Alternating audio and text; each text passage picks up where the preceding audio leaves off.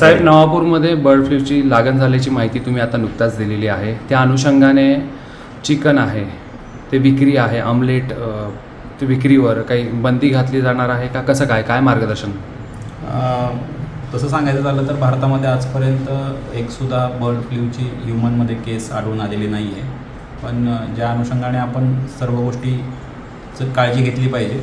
Chicken वगैरे आपण जे शिजवतो त्या शिजवण्याच्या टेम्परेचरला तो व्हायरस जिवंत राहत नाही. त्यामुळं चिकन जर तुम्ही खात असाल तर ते व्यवस्थित शिजवून खाऊ शकता. अंडे पण तुम्ही उकडून खाऊ शकता. त्यामध्ये बिलकुल घाबरायचं काहीच कारण नाही आहे. चिकन आणि अंडे तुम्ही खाऊ शकता व्यवस्थित शिजवून.